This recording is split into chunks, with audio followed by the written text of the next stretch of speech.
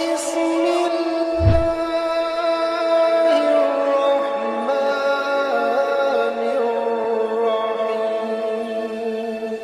قوة إلا بالله أما بعد.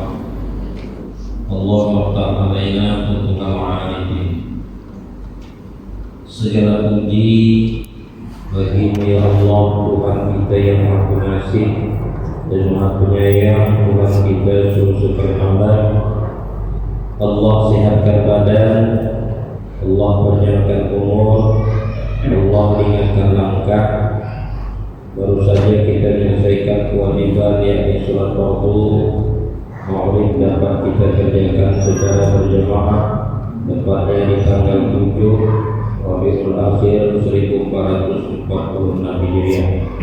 Berselawat kita kepada Rasulullah dengan ucapan Allahumma sholli wa sallim alaihi. Insyaallah harapan kita Nabi kita Muhammad SAW akan menoleh wajah kita nanti di yaumul qiyamah, yang satu alamat, satu petanda kita akan mendapatkan syafaatnya di hari kiamat. Bapak, Ibu, tuan-tuan sedang majlis rahimakumullah. Kajian kita pada kali ini adalah berangkat dari sebuah kitab yang berjudul Hidayatul Murid yang disusun oleh Syekh Ibrahim Al-Waqani.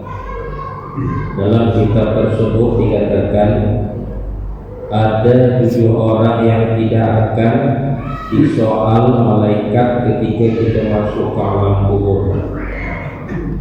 Ada 7 manusia, 7 tipe manusia yang tidak akan disoal oleh malaikat ketika kita masuk alam kubur. Karena kata Nabi, ketika kita dimasukkan ke alam barzakh, ke alam kubur, terdengarlah oleh kita sendal-sendal ataupun rompak-rompak ataupun sulap-sulap yang dipakai orang yang mengantarkan kita ke kuburan. Tidak berapa kemudian datanglah malaikat menyoal kita. Namanya adalah malaikat Munkar wa Nakir, bukan Munkar Nakir. Munkar Nakir cakap itu orang kampung, yang benar Munkar wa Nakir. 2 malaikat itu. Nah, tetapi 7 golongan manusia ini Bapak dan Ibu tidak akan disoal. Cuma dalam kitab ini dikatakan hanya tidak disoal. Masalah ajab tidak ada dikatakan, ya. Yang lepas ini tidak disoal, tidak ditanya oleh malaikat. Masalah diajabnya tak ada dikatakan, ya. Cuma logika kita, kalau sudah tidak disoal, bebas sudah. Siapa yang 7 manusia yang tidak disoal nanti ketika dimasuk ke alam kubur? Orang yang meninggal ketika pada malam Jumat, orang yang mengembuskan nafas terakhir itu ketika malam Jumat. Mana yang dikatakan malam? Rute malam Jumat dari maghrib, ya, maghrib terbenam matahari, situlah yang dikatakan start malam. Begitu tahun syamsi terbenam matahari, tibalah waktu sholat maghrib, tibalah waktu berbuka bagi orang yang berpuasa. Itulah start malam. Jalannya malam, finishnya berakhirnya kapan? Bukan fajar, terbit matahari. Kalau fajar itu subuh, masih kategori malam. Yang dikatakan matlaq itu terbit matahari, syuruk. Jadi pada saat ini Bapak dan Ibu, di waktu sholat ini cepat kali masuk, ya kan? Cepat masuk. Kalau zuhur mungkin 12-15 mungkin ya. Nah, jadi kalau kita lihat imsakiyah itu, Terbit matahari itu saat untuk pagi jam 6:08. 6 jam 6:08. Nah, jam 6:08 itu terbitlah matahari bagi orang yang tidak melaksanakan waktu isra atau sholat subuh. Isra, sudah situlah mulai. Jadi singkat cerita, malam itu dari terbenam sampai terbit lagi matahari, itulah malam. Nah, orang yang meninggal pada malam Jumat dalam rentang waktu yang kita katakan tadi, Allah beri suatu dispensasi, tidak ditanya oleh malaikat. Bagaimana kalau orang yang mati bunuh diri malam Jumat pula? Nah, jangan kaji adalah malam Jumat, tapi perbuatannya itu salah. Bagaimana kalau orang yang mati ahli maksiat? Arti ahli maksiat ini banyak jahatnya, banyak jahatnya.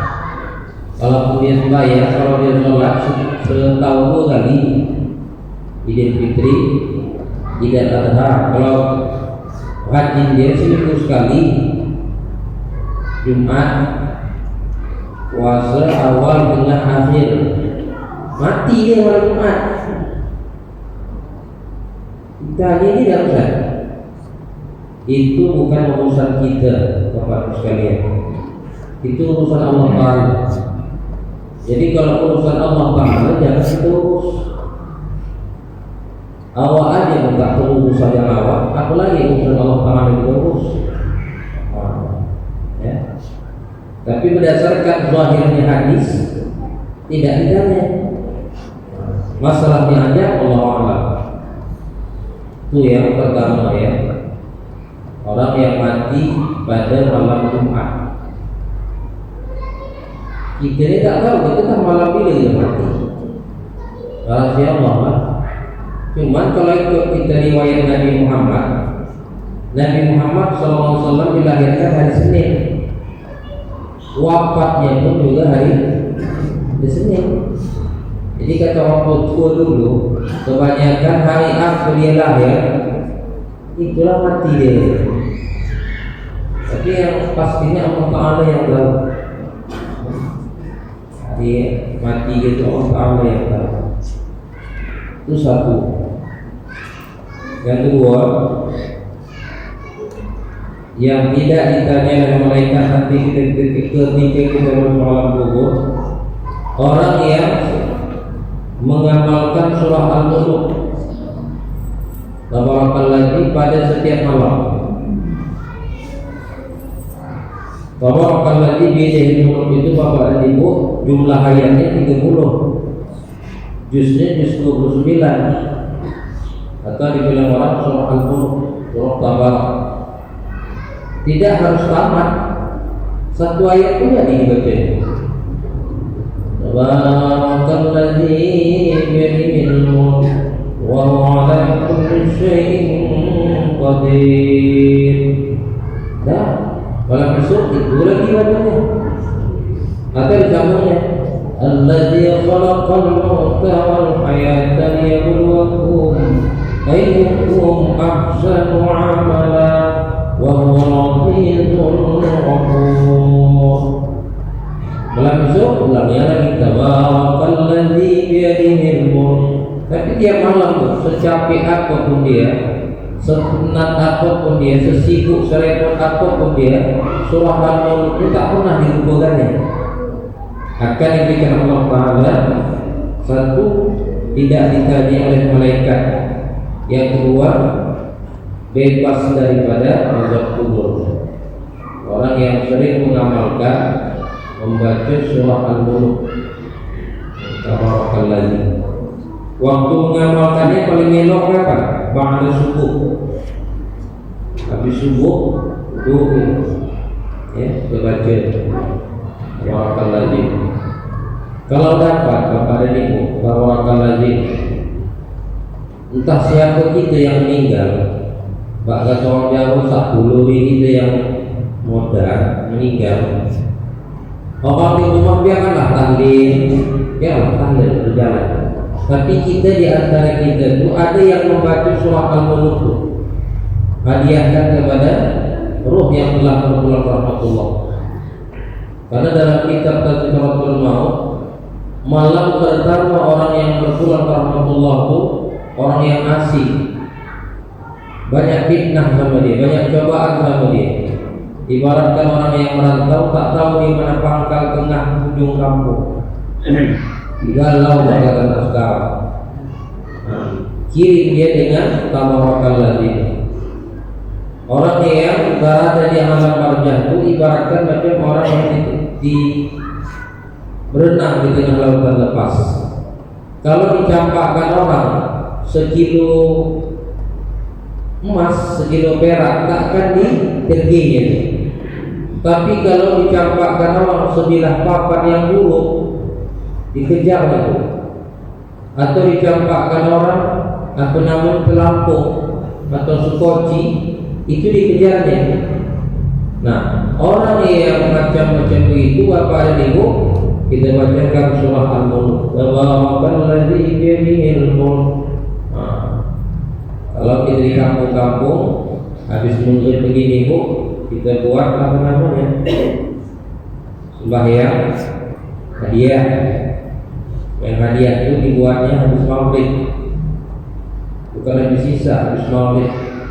Berapa jumlah rakaatnya? 2. Apa yang dibaca pada rakaat pertama Al-Fatihah, setelah Al-Fatihah ayat kursi sekali, apalagi Al-Hakumut Takasur sekali, Qul Huwallahu 11 kali, ya, ayat kursi sekali, Al-Hakumut Takasur atau surah At-Takasur sekali, Qul Huwallahu atau surah Al-Ikhlas 11 kali. Dan itu juga lah yang diulang pada rakaat kedua. Setelah itu nanti kita serahkan tangan, ya Allah, sampaikan pahala sholat ini kepada ruh bulan bin bulan yang meninggal. Sampaikan pahala sholat ini kepada ruh bulan bin bulan. Jadi ada yang meninggal lebih dari 1 hari, 1 bulan. Dia dimintakan pakcik pada malam pertama dia dikebumikan. Mengingat banyaknya fitnah, banyaknya cobaan sama dia, dibantu dengan sholat sunat hadiah. Jumlah rakaatnya jadi 2. Tak usahkan lebih pakcik. Waktu isya pun tak bisa. Malam pertama tu habis sholat isya, habis sholat maghrib, antara maghrib dengan isya itulah waktu. Dah isya tak bisa. Sholat sunat hadiah. Ya, kembali kita kepada kajian tadi, kita bacakan surah Al-Mulk, kita hadiahkan sama. Ya, surah Al-Mulk kita baca hadiahkan sama. Bagaimana kalau kita jadikan satu sholat, Ustaz? Boleh, tapi jangan gantung-gantung. Bagi 2 dia, 15 ayat pada rakaat pertama, 15 ayat pada rakaat kedua. Tak bisa hanya dibaca 15 ayat itu rakaat pertama, itu rakaat kedua. Makruh hukumnya.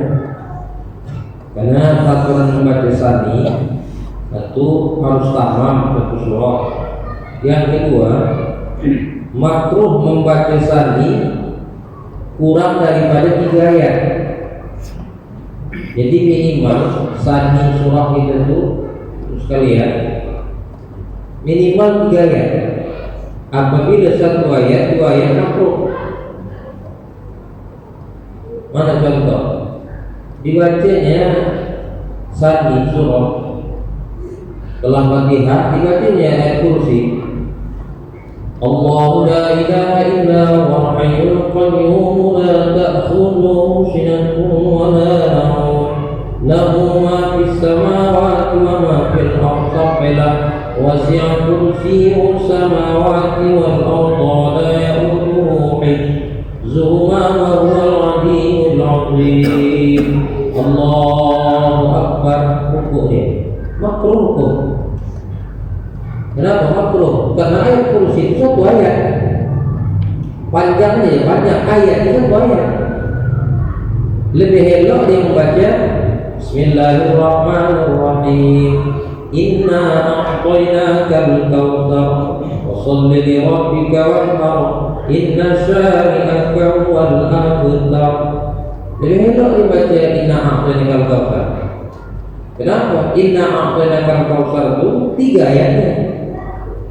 Sementara yang diperintahkan minimal 3 ayat.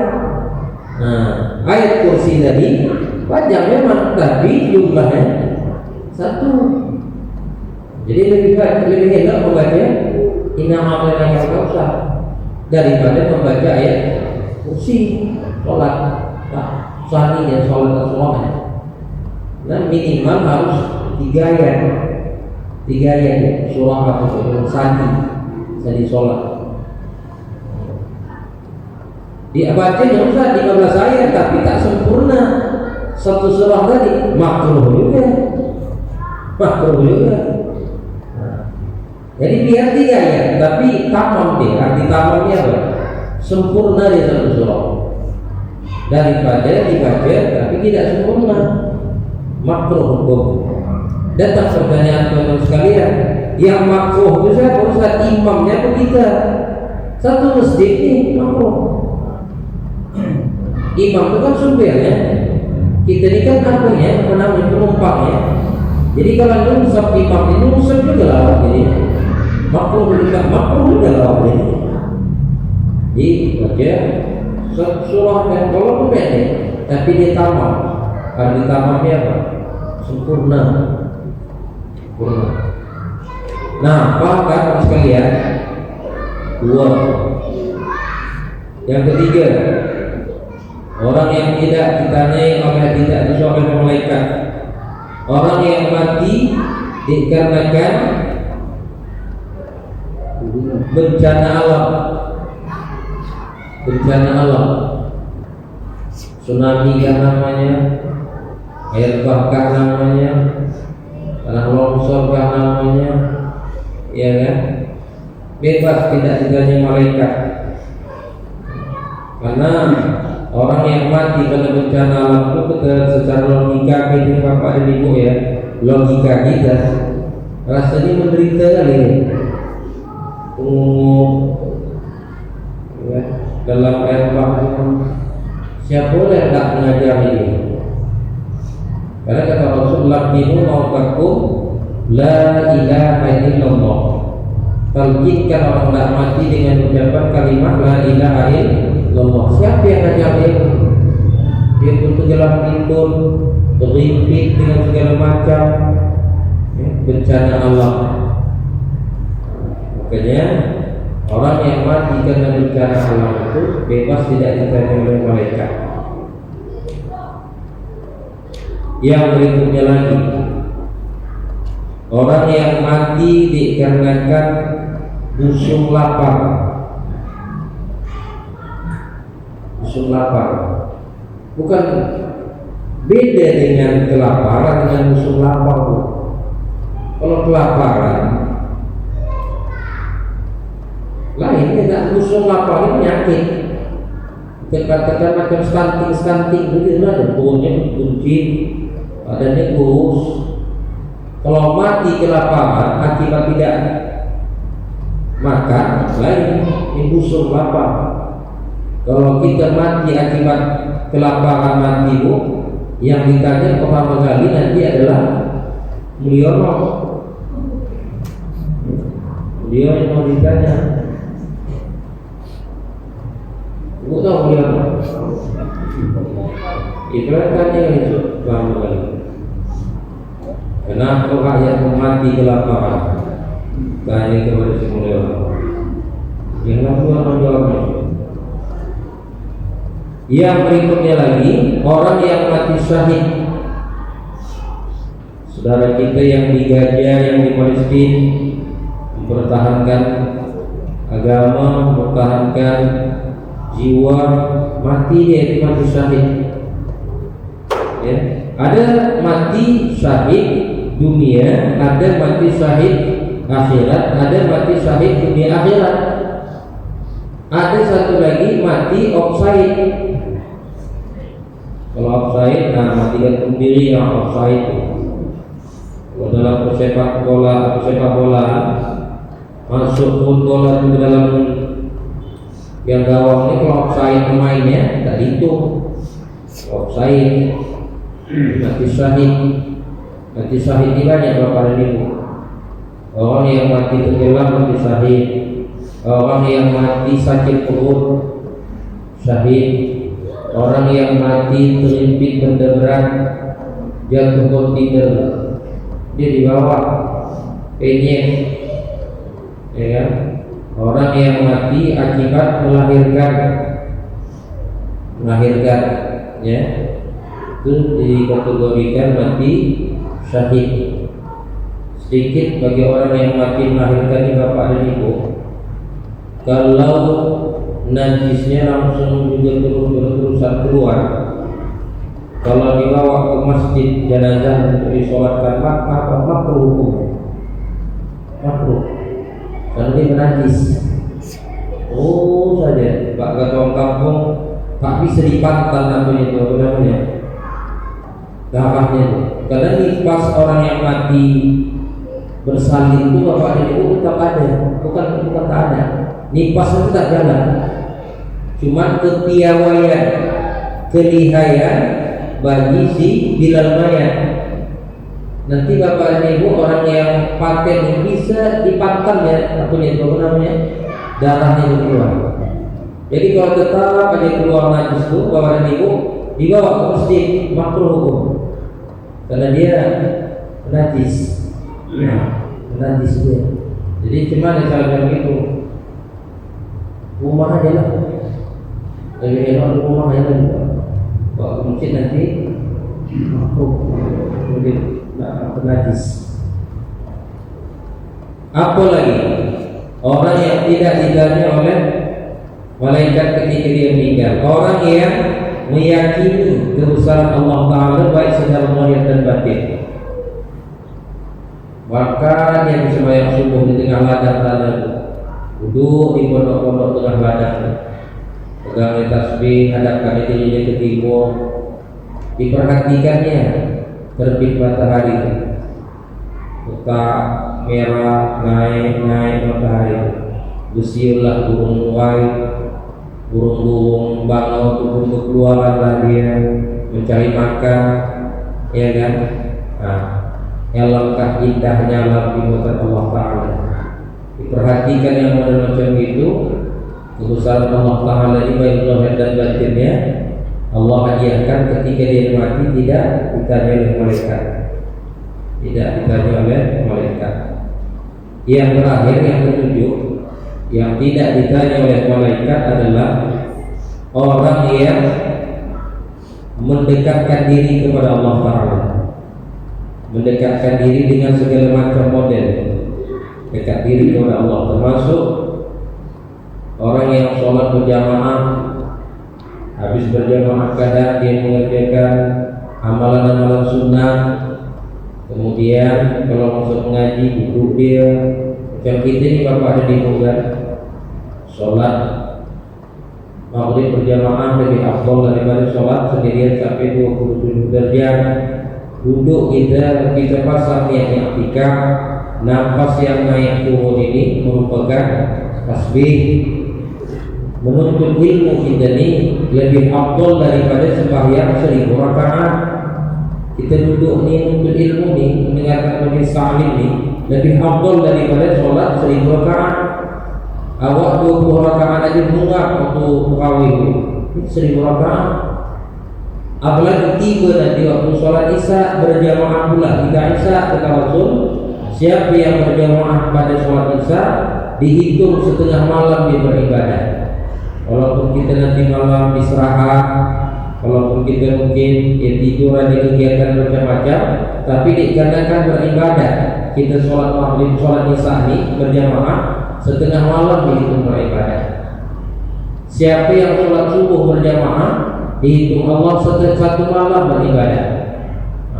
Satu malam penuh beribadah. Dan kita utamakan ya subuh apa bisa dengan subuh, ya, bisa dengan subuh itu berjamaah dan menandai orang munafik enggan dirinya untuk sholat isya berjamaah dan subuh berjamaah. Itulah menandai orang munafik. Sulit memang untuk mengerjakan subuh dengan isya berjamaah. Makanya sekalian, bagaimana upaya orang PKM sebelum lagi subuh sampai, apa yang bisa dibuat? Kalau orang zaman dulu baca terakhir dia, ya Arhamar Rahimin irhamna. Orang zaman dulu mendekati waktu subuh terakhir dia, ya minka ya Allah, ya Arhamar Rahimin irhamna. Tapi itulah yang paling langka saat ini. Langka, ya. Ada lagi ya. Saya terus terang bapak dan ibu, kami tiap subuh di masjid Waladul Sholat saya wajibkan terakhir, ya. Sejuk pak bawaannya pak, sedap dan terakhir. Apalagi yang bawakannya memang sedap suaranya, bahkan orang kampung suaranya sedap. Ya. Masjid Jami Martubung dulu bapak waktu hidup lagi tiang Ucuni Jawa sahannya itu yang pakai waktu masjid pinggir sungai lagi, sampai ke kakahan sana pak suara itu, ya Allah irhamna, datang angin garapak sampai suara kan. Tapi itulah langsung terakhir dalam waktu subuh. Kalau yang dibaca sekarang itu bukan tarawih, itu namanya taslim. Shalatu wassalamu alaik, itu namanya taslim. Kapan dikumandangkan itu? Menjelang waktu zuhur atau menjelang waktu Jumat, itu yang dibaca taslim. Tapi sekarang ini tidak zuhur itu dibuat, tidak asar itu dibuat, tidak mengguli pun asar. Wassalamualaikum. Padahal taslim itu hanya zuhur dan Jumat. Selain itu tidak bisa taslim. Tapi itulah yang ada sekarang. Tapi jadilah. Ya. Jadi, apa yang diterangkan oleh kitab juga ini. Apakah yang menyampaikan itu berdasarkan hadis atau Quran sehingga hal itu dapat sampai wujudkan hadis. Cuma diterangkan dalam kitab tuh hadis Nabi. Satu mata lailatul Jumat atau yaumul Jumat ada di sini. Siapa yang mati pada malam Jumat ataupun hari Jumat, Allah bebaskan dia daripada azab kubur. Cuma dirangkumnya nih, rangkumannya ada 7 orang, termasuklah yang kita terangkan tadi, yang bebas tidak ditanyai oleh malaikat, oleh malaikat. Mudah-mudahan masuk kita di antara yang 7 ini. Ada juga. Masalah hadis tadi ya. Nabi mengatakan awal ujian marifatullah. Dunia agama itu mengenal Allah. Dikira apa yang kita kenal? Itu pak, awal ujian marifatullah itu bukan hadis. Itu cakap ulama, ya, ulama tauhid. Awal ujian marifatullah, awal agama mengenal Allah. Dalam kitab tauhid ada namanya tauhidul zat, ada tauhidul sifat, ada tauhidul af'al, ada tauhidul asma. Dari jalan sinilah kita mengenal Allah. Mana contoh tauhidul af'al? apa yang kita perlakukan ini, apa yang kita lihat ini merupakan af'al Allah. Af'al Allah. Kita bisa kita selingkuhkan, kita patahkan kaki kita ini dulu. Ini adalah af'al Allah. Jangan ini kan aku makan lubak tadi, ini bisa ni, itu sombong. Tapi ini aku bisa ni, kalau tidak leluh ni af'al Allah. Itulah kita mengenal Allah. Dari tauhid zatnya, tauhid sifatnya, tauhid af'al, tauhid asma'nya. Itulah awal din ma'rifatullah. Awal agama ini adalah mengenal Allah, bukan mengenal macam makhluk. Karena Allah itu tidak berjisim. Dia tidak ada jasadnya. Laisa kamitslihi syai'. Tidak ada yang serupa dengan sesuatu apapun. Makanya bagaimana awal bil ma'rifatullah, awal agama mengenal Allah itu, itulah jawab. Jadi tauhid zat, tauhid sifat, tauhid af'al. Makanya Bapak ada niku ya. Masalah tentang tauhid apa ni? Coba lidah kita ni diapakan ke langit. Ini yang main. Ini yang main. Allah. Tapi lidah ni tongkatkan dia. Jadi ingat isu ya, apabila kita tak menghadapi syakaratul maut, itu juga dia. Tungkatkan anak lidah ke langit-langit, susun dengan Allah. Tidak bergerak mulut, itu yang baik. Karena menyebut la ilaha illallah, tidak bergerak, tidak.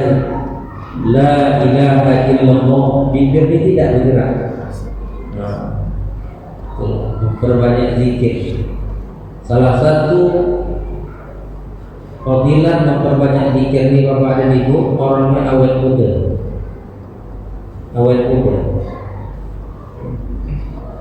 Basah selalu hati zikir kepada Allah, orangnya awet muda Bapak.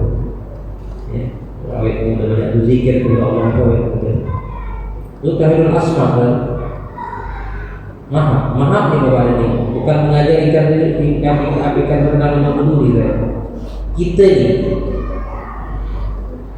sebagai laki-laki dah saya kata, tak tidur, jangan lupa kita la ilaha illallah al-wahidul qahhar, la ilaha illallah al-wahidul qahhar, la ilaha illallah al-wahidul qahhar. InsyaAllah tenang hidup rumah tangga kita. Tak ada masalah. Kita ni hidup ni sebagai laki-laki ni beras keras. Apa tadi ni? Beras keras. Dia tahu apa tadi ni? Istilahnya la ilaha illallah al-wahidul qahhar. Jangan lupa dengan itu menyerahkan diri kita kepada Allah. InsyaAllah rumah tangga adalah pada ini. Laki-laki ini keras dia beras. Waktu dia beras ada beras di rumah, aman kan? Salah ada, ya kan? Salah ada. Tapi terkadang memang betul pula. Minta ke Allah, minta ke Allah. Saya terus terang dia Bapak dan Ibu. Hasbunallahu wa ni'mal wakil. Jangan kurang Bapak dan Ibu 450 satu hari satu malam. Jangan luput hasbunallahu wa ni'mal wakil. Cukup engkau ya Allah yang mengurus aku. Saya terus terang Bapak, ya kan? Bukan sedap pindah ke Maryland Bapak dan Ibu. Bukan sedap pindah ke Maryland tugas. Ya. Duit, apa nak dapatkan duit? Dan agar marga awak anak Melayu. Tapi saya minta hasbunallah ni'mal wakil. Cukup engkau ya Allah yang bantu. tak berduit bapak ini bisa pindah kita sampai lah. Bayang aku sudah bapak kena subhanallah ada bohong kau. Nah minta sama Allah Hasbunallah wa ni'mal wakil. Engkau ya Allah cukup banget. Allah minta sama Allah. Tapi janganlah sekali satu malam Hasbunallah wa ni'mal wakil dan langsung jadi coba lagi dan jadi amal. Oke, kita lanjutkan. Nah, sesuai dengan kita tadi ketidakpaham tentang Allah dulu. Jika kita bertanya apabila itu ahli maksiat, juga tidak. Bagaimana pula kalau dia ahli ibadah, tak kena di dalam itu. Berarti Allah itu bisa nanti kita golongkan tak adil. Tetapi ada dikatakan di sini orang yang yakin dengan kebesaran Allah Taala. Satu, yang kedua orang yang mendekatkan dirinya kepada Allah Taala. Ahli taat yang mendekatkan diri kepada Allah Taala. Cuma tidak mati malam Jumat, malam Minggu dia mati, weekend dia mati, ya kan? Tapi dia orang yang mendekatkan diri kepada Allah, termasuk dalam kategori itu dia. Di antara itu juga ya. Ahli taat, ya. Bukan ahli maksiat, ahli taat. Ada 3 season waktu azab kubur diringankan Allah Taala. Nah, ini kita dulu ni sedang saya kata. Ada 3 waktu yang diringankan Allah Taala azab kubur. Satu pada waktu hujan lebat. Pada waktu hujan lebat. Kita yang datang hujan apa namanya? Gaduh kita. Aduh, wajar lagi. Kalau pagi ini alamat tak laku lah, temu busuk lagi gitu. Kenapa? Hujan. Itu kan? Rupanya orang yang alam kubur itulah yang ditunggu-tunggu. Hujan lebat diringankan Allah. Apa itu? Azab. Hujan lebat. Kalau Indonesia musim dilakukan ini kan ber kan. Asal malam hujan. 2 pada malam Jumat. Pada malam Jumat diringankan Allah pada kubur. Dispensasi ya, dapat remisi ya, dapat gerasi macam-macam kalau berjalan. Yang ketiga pada bulan Ramadan. Jadi terkadang betul anak-anak takbiran ya. Allahu Akbar, Allahu Akbar, Allahu Akbar. Mereka tahu jangan nanti soal kuburan katanya. Karena betul bapak ibu kenapa? Hari raya, apabila tiba hari raya, selesailah lagi balik apa tadi nikmat tadi, balik lagi yang dibobir lah, yang dipukul lagi. Nah, jadi dalam tahunan, dalam bulan Ramadan diringankan Allah. Dalam mingguan Jumat, dalam mana namanya? Waktu hujan lebat kita dalam mingguan itu tentu ada hujan atau dalam bulanan, tapi ketika turun hujan lebat itu diringankan Allah ajak orang yang akan kubur. Kalau kita membawa mayat itu hujan lebat masuk di kubur, apakah itu diringankan? Yang penting janganlah awak yang tempatan, awak yang mulia kan? Awak mulia lah, pekerjaan yang kan orang buat, tapi nikmat bagi dia. Kita rasanya aduh mata sedap kali lah kita melihat pas hujan lebat, tapi itulah apa nikmat bagi orang kubur sekalian. Itulah nikmat kubur. Nah Bapak sekalian, ini kajian kita pada malam hari ini berangkat dari sebuah kitab namanya Hidayatul Murid yang disusun oleh Syekh Ibrahim Al-Waqani. Dan mudah-mudahan apa yang saya sampaikan ada faedah. Pada pengajian kita yang lalu sebut saya tak datang, mohon maaf, namanya saya kajian ke Recut, suami meninggal di hajat anaknya. Samsul yang mendoakannya dari malam ketiga tadi, itulah sebab kita agak kemari gitu kan. Assalamualaikum warahmatullahi wabarakatuh. الحمد لله والصلاة والسلام على أشرف الأنبياء والمرسلين سيدنا ومولانا محمد وعلى آله وصحبه أجمعين. اللهم اجعلنا هذا جمعا مرحوما جمعا مشكورا جمعا مغفورا تفرقنا من بعده تفرقا معصوما. ربنا آتنا في الدنيا حسنة وفي الآخرة حسنة وقنا عذاب النار. وصلى الله وسلم عليه والحمد لله رب العالمين. تقبل الله منكم